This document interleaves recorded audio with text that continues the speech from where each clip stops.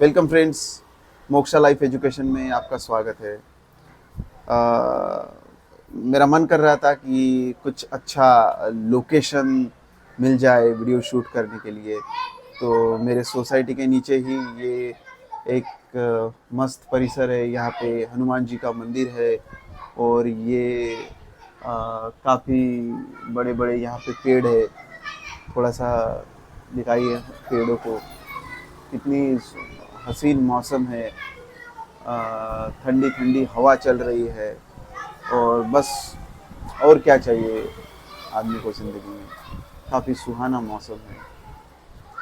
मतलब एक जो आध्यात्मिक मन को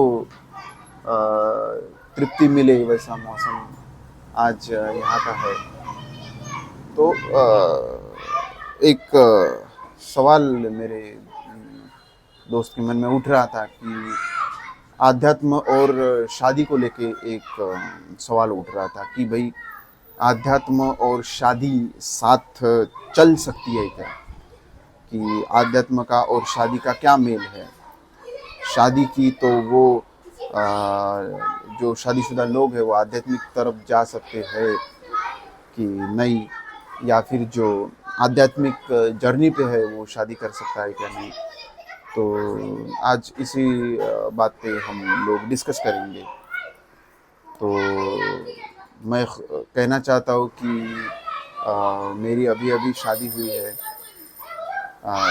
जून 26 को मेरी शादी हुई है और मैं पहले से भी एक स्पिरिचुअल जर्नी पे ही था और अभी भी मेरी स्पिरिचुअल जर्नी शुरू है।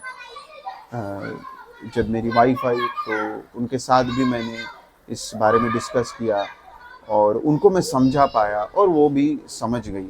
अगर आप किसी चीज़ में एक विश्वास रखते हो, किसी चीज़ में फेथ रखते हो, तो वो चीज़ आप इजी तरीके से किसी को भी समझा पाओगे और वो आपके आँखों में दिखेगा। आपके आपके मतलब आपका जो एटीट्यूड है, आपका बिहेवियर है, आपका जो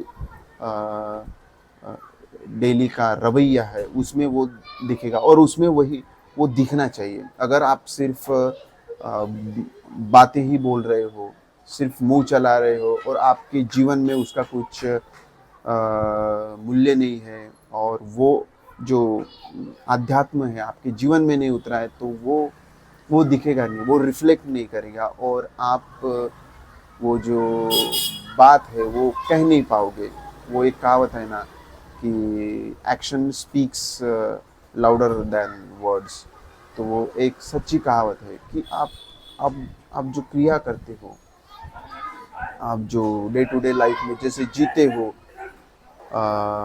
उससे ही पता चलता है कि आपका मन कैसा है और फिर आप जो भी बातें कहते हो उसमें एक वज़न, एक दम रहता है। तो तो वो हम वापस उस टॉपिक पे आना चाहेंगे, आध्यात्म और शादी। ये काफ़ी एक गलत धारणा लोगों के मन में बैठी हुई है कि आध्यात्म और शादी साथ में नहीं चल सकते।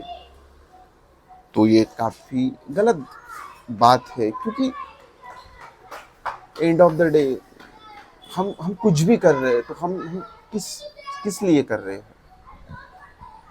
हम समझो एक लड़का है, उसके मन में शादी का विचार आया, शादी का विचार आया, वो एक विचार है, उस विचार को शांत करने के लिए वो शादी कर रहा है। कुछ मन में डिज़ायर्स उठे, शारीरिक इच्छाओं को लेके, उसको शांत करने के लिए वो उस प्रक्रिया में जाता है। कोई शादी करता है, कोई प्रेयसी ढूंढता है, कुछ भी करता है। तो एंड ऑफ द डे हम क्या करते हैं, हम अपने मन को शांति की ओर ही ले जाना चाहते हैं। किसी के मन में कुछ किसी को कुछ और एडिक्शन है, तो एडिक्शन क्या है, एक डिज़ायर उठती है, एक इंस्टिंक्ट उठती है। और वो इंस्टिंक्ट उठने के बाद उस इंस्टिंक्ट को शांत करने के लिए वो जो उसका एडिक्शन है, किसी को अगर सिगरेट का एडिक्शन है तो वो सिगरेट पीना चालू करता है। सिगरेट क्यों पीता है? क्योंकि उसको मन को शांत करना है। दारू क्यों पीता है? क्योंकि मन को शांत करना है। कोई कुछ भी कुछ चीज़ें खरीदता है, कहाँ पे जाता है, एंड ऑफ द डे उसको उसके मन को ही शांत करना है। तो हमें इससे पता चलता है कि मन को शांत ही करना है, और यही लाइफ का अल्टीमेट पर्पस है कि हमें मन को शांत करना है। मन को इतना शांत करना है कि एक अल्टीमेट शांति की ओर उसको लेके जाना है। मतलब जो भी जो एंटेंगलमेंट है, जिस चीज़ों से मन एंटेंगल्ड हुआ है, उस चीज़ों को निकाल के फेंकना है और मन को मुक्त करना है, मन को शांत करना है। तो अगर हम शादी भी कर रहे हैं और हमारे मन को डीप डाउन इनसाइड पता है कि लाइफ का पर्पस क्या है, तो स्पिरिचुअलिटी और शादी क्यों साथ नहीं चल सकती? उसको साथ चलना ही है, क्योंकि एक लड़का है, उसका भी मन शांति चाहता है, और एक लड़की है, उसका भी मन शांति ही चाहता है। लेकिन कुछ बाहरी बहाव की वजह से, कुछ बाहरी ताकतों की वजह से, कुछ अंदर की इम्पल्सेस की वजह से अपना जो मन है वो हाईजैक हुआ है। हमें लगता है कि कुछ गलत चीज़ों में, बाहरी चीज़ों में ही शांति छुपी हुई है, और जो एक राइट वे है, हमारे साधु संतों ने हमें जो बताया है, उसे हम अपनाना नहीं चाहते। तो इसीलिए हमें लगता है कि शादी जो है वो एक अलग ही प्रक्रिया है, और आध्यात्म है वो एक अलग ही प्रक्रिया है। नहीं, आप दोनों भी शादी करके भी आध्यात्मिक रास्ते पे चल सकते हो, और दोनों भी एक साथ जीवन का आनंद ले सकते हो, और जो अंतिम लक्ष्य है जीवन का, उसको साध सकते हो। तो बस इस वीडियो के माध्यम से मैं यही कहना चाहता था कि आध्यात्म और शादी कुछ अलग चीज़ें नहीं, वैसे कुछ भी अलग चीज़ नहीं है। इस दुनिया में कुछ भी अलग चीज़ नहीं है। हमें इस भौतिक चीज़ों से गुज़र के ही पार जाना है।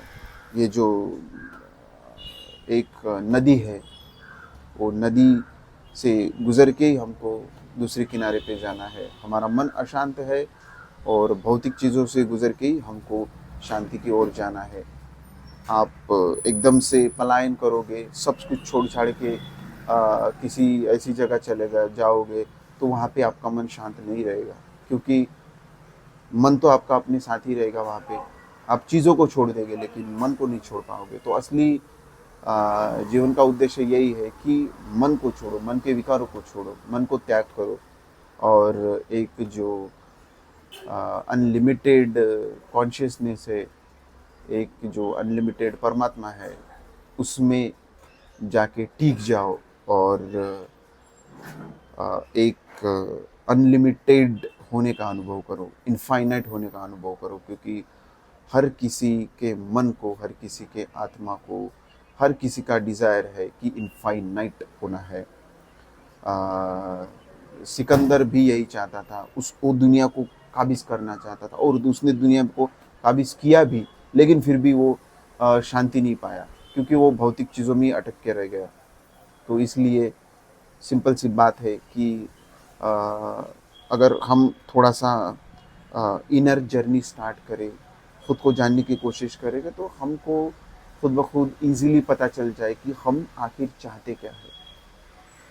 हमारी चाह है कि हमें सब मिल जाए, हम ब्रह्मांड हो जाए। हमारी चाह ये है, और वही चाह हमें रखनी चाहिए। भौतिक चीज़ों को चाह के भी आप सिर्फ कुछ ही इकट्ठा कर पाओगे, और उससे आपको मन शांत नहीं होना है। तो ठीक है, तो बस इसी प्रक्रिया में लग जाइए, और एक इनर वर्ल्ड में डुबकी लगा दीजिए, और अपने अंदर का जो परमात्मा है, जो इनफाइनाइट है, उसे पाने की कोशिश कीजिए। ठीक है, तो दोस्तों धन्यवाद।